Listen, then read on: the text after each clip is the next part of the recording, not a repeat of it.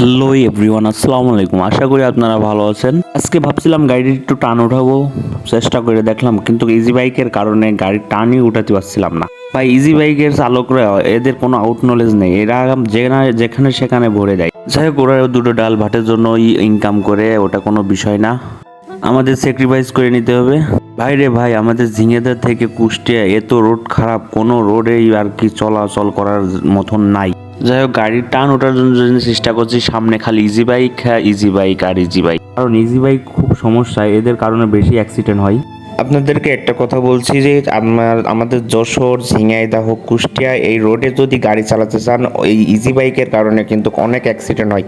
এটা আপনারা সাবধান থাকবেন, সবসময় অনেক সাবধানে গাড়ি চালাবেন। এরা যখন সেখন আপনার রাস্তার মাঝখানে চলে আসতে পারে। আপনার গাড়ির টান যদি বেশি থাকে তখন আপনারা অ্যাক্সিডেন্ট করবেন। যাই হোক, আমার নতুন নতুন ভিডিও দেখতে পারবেন আমার পেজে আর ইউটিউব চ্যানেলে।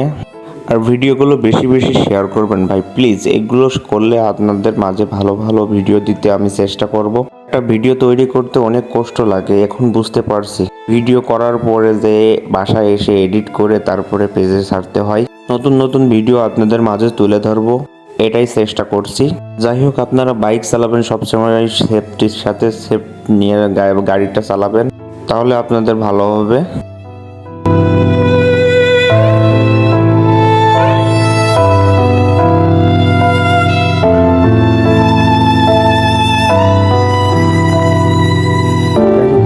ভিডিওটা যদি আপনাদের ভালো লেগে থাকে তাহলে লাইক, কমেন্ট, শেয়ার অবশ্যই করবেন, আর পেজটি ফলো করে দেবেন, আর ইউটিউব চ্যানেলটা সাবস্ক্রাইব করে দেবেন।